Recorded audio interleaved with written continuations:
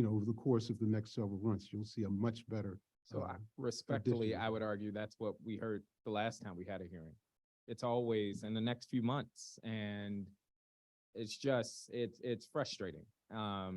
We were promised that by this time, the waiting list would be open. Is that waiting list open? No, the waiting list is not open yet. Do we have a timeline on that? The staff will respond to that. So the board has no view on that? The board has a view, but, Or is the it fair to? details, is the it fair details to- of how that works and the steps that have to be done to get that. Is it fair to say that the completed. board is deferring to the executive leadership on that? It's the executive leadership's responsibility to do that. Okay. Let me ask this more generally. What would you say is the board's mission between now and next year?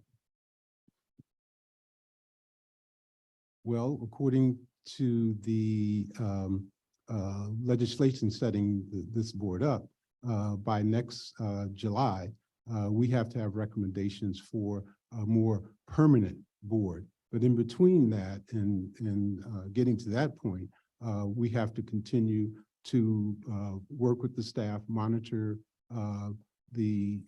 what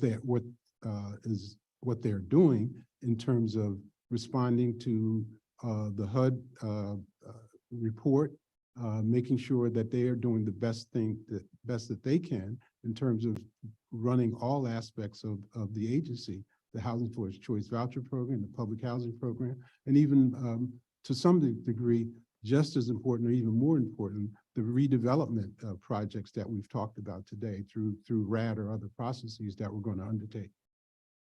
I would agree with that mission broadly.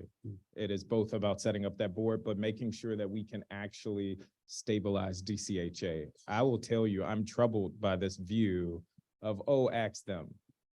And if that is the tone and tenor and the culture of the board, it's no surprise why we haven't made progress. It's no surprise why directors get to not share information. And as a result, we have Washingtonians, taxpayers, that are living in deplorable conditions, conditions that none of us in this room would accept for ourselves or our loved ones.